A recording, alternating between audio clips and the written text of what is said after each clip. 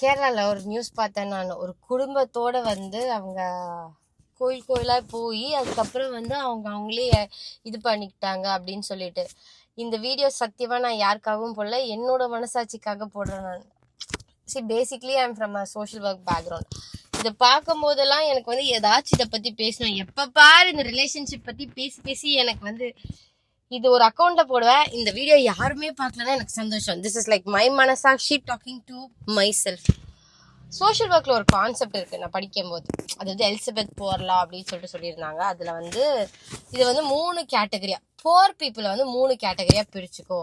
Able body poor, dependent poor and dependent children. Able body புவர்னா நல்லா வேலை செய்யறவங்க ஆனா யாருமே இல்லை, கஷ்டமா இருக்கிறவங்க ஒரு கேட்டகரி. டிபெண்டா கொஞ்சம் கஷ்டப்படுறவங்க வேற கேட்டகரி. சில்ட்ரன்னா அது ஒரு கேட்டகரி, அவங்களுக்கு ஹோம்ஸ் அந்த மாதிரி வச்சுக்க. இந்த ஏபிள் பாடி போற வந்து என்ன பண்ணுவாங்க அப்படின்னா, அவங்களுக்கு ஒரு எம்ப்ளாய்மெண்ட்டோ இல்லை செக்டார்ஸோ கவர்மெண்ட்டே சேர்ந்து இதெல்லாம் பண்ணி வச்சிருக்கோம்.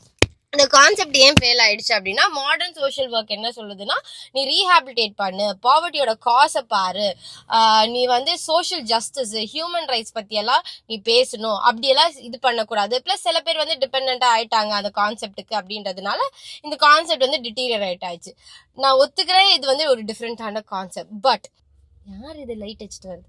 But people who are helpless, அவங்களுக்கு ஏதோ ஒரு ஆப்ஷன் வேணும்ல. எனக்கு இந்த மாதிரி கஷ்டமா இருக்கு, யாராச்சும் ஹெல்ப் பண்ணுங்க.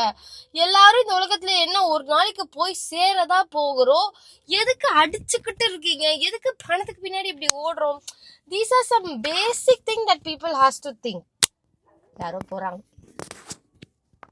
பார்த்துட்டே வரும். It's so painful. ஃபினான்ஷியலி லோவாக இருக்காங்க, கஷ்டப்படுறாங்க, அவங்க ஒர்க் பண்ண ரெடியாக இருக்காங்க, குடும்பத்தோட ஒர்க் பண்ண ரெடியாக இருக்காங்க, அவங்களுக்கு அந்த சுச்சுவேஷன்லேருந்து வெளியே வந்தால் போதும்னு இருக்குன்னா, why don't government are people are ஏதோ ஒரு புது ஐடியா கொண்டு வந்தா இன்னும் பெட்டராக இருக்கும் இல்லையா?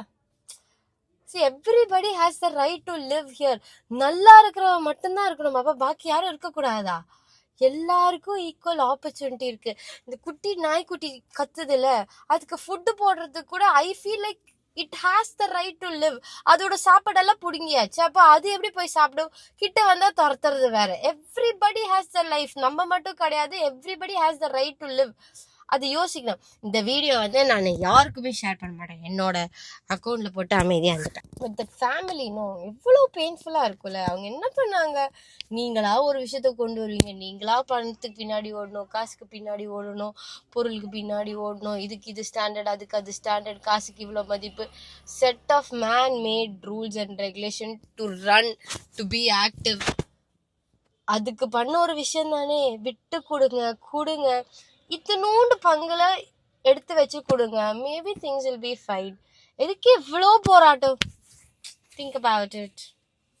நான் உங்கள் தெரபிஸ்ட் இல்லை, இப்போ நான் சோஷியல் ஒர்க் பாயிண்ட்லேருந்து பேசியிருக்கேன். பாய்.